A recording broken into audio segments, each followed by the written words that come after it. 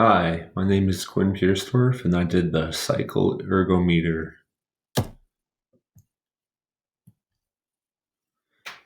So, as I said, my name is Quinn Piersdorf. I'm a junior at UW Platteville, exercise science major, hopefully going to be a future strength and conditioning coach.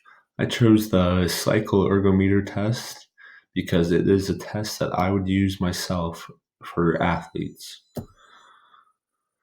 So, what is a cycle ergometer and how can you use it as a tool? It's a stationary exercise bike with an ergometer, and it measures the amount of work done by an individual.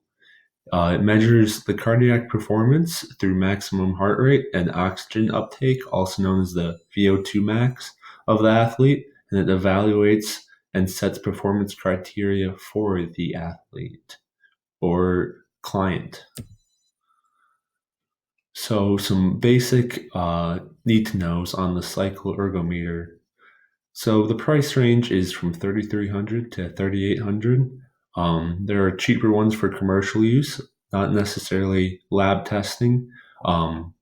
Like the more expensive ones are better for lab testing for training for athletes.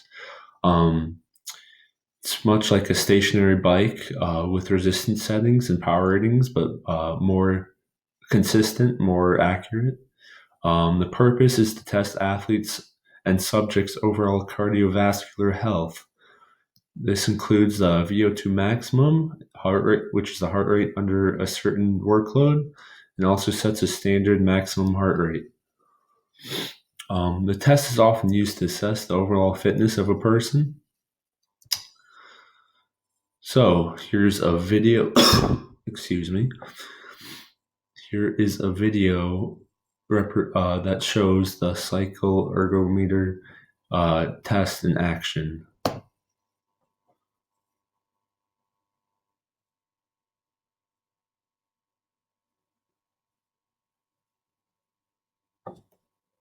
To the client's height.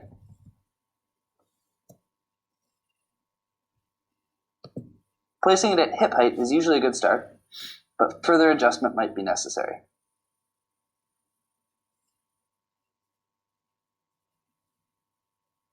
Next, calibrate the cycle ergometer. Make sure the client's feet are off the pedals and adjust the gauge so that the marks both line up at 0. Now let's figure out at what heart rate we will stop the test. Calculate 85% of the client's heart rate max. Here we determined that 85% of the client's heart rate max was 170 beats per minute. Now the test is terminated when they come within 10 beats of that 85% heart rate max, so we subtract 10 beats, making the cutoff 160 beats per minute. To make the test run more smoothly, do the math so that you know what a 10-second count should have. In this case, 160 beats per minute is equal to 27 beats in a 10-second count.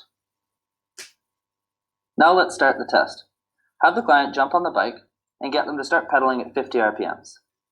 At the same time, set the ergometer workload to 0.5 kilopons, and then press the start button on the stopwatch. Have the client pedal for 3 minutes, and record the heart rate during the last 15 seconds of minute 1, of minute 2, and of minute 3. Now, if steady state heart rate was achieved, that means less than 5 beats per minute variance between heart rate 2 and heart rate 3. Then use the average to determine the client's second workload. Note that if steady state heart rate was not achieved, then extend the test minute by minute until it is. In this case, their heart rate put them in the 2 kilopon category. So increase the workload to 2 kilopons. Restart the stopwatch, and have them pedal for another 3 minutes. This time only take their heart rate in the last 15 seconds of minute 2 and of minute 3. Now keep increasing the workload every 3 minutes until the client reaches their heart rate cutoff. When they do reach this cutoff, it's important to remember that they must finish the last workload completely in order for it to count. Now use the final 2 heart rates from the last workload to determine SM2, and then use the final 2 heart rates from the second last workload to determine SM1. Input those numbers into Formula 2, and then use Formula 3 to estimate their VO2 max. So, as you can see with the cycloergometer test, it is very specialized. It's not just a regular stationary bike. And that is why the price is so high, is because it's specialized for evaluating and being accurate with determining athlete and clients' fitness levels. So benefits for exercise science major with the cycloergometer is, as just stated, it's good at determining your athletes and clients' fitness level. It helps develop training programs around fitness levels. Future analysis of athletes' workouts based on VO2 maximums found. Based off of the VO2 max that is found throughout the cycle ergometer test, you can build the specific training program for the fitness level that is represented by the VO2 max. And also, it's easy to use like a normal stationary bike, but trained professional is needed to carry out the testing portion.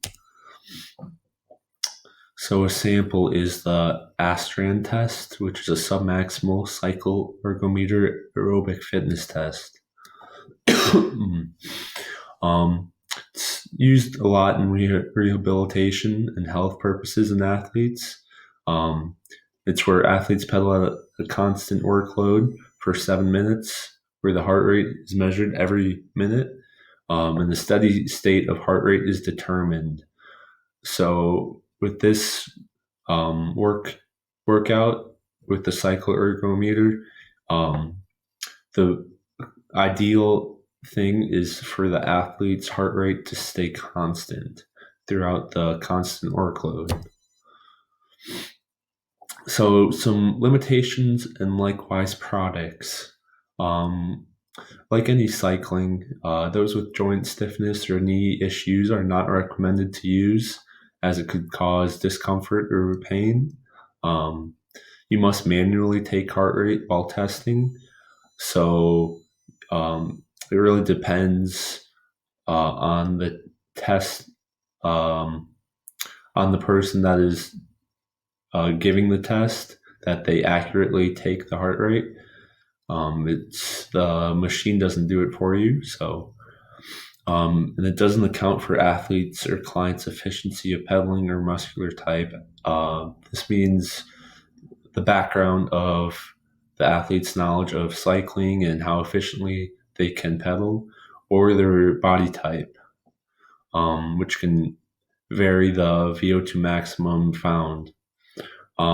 Likewise, products are stationary bikes at gyms. They're just a lot less accurate with their readings. The VO2 max treadmill test is very similar, except for it's obviously a treadmill test, so it's running and not cycling. And other ergometer test equipments, such as an upper body one. So some research that I found, it's suitable for health evals. Low risk. It's a low risk test for the general population. It's easily administered as well, and it is valid for a wide capacity range. So you don't have to be a top athlete to use this test to evaluate your VO2 max. So it's an accurate prediction for VO2 max, as just said.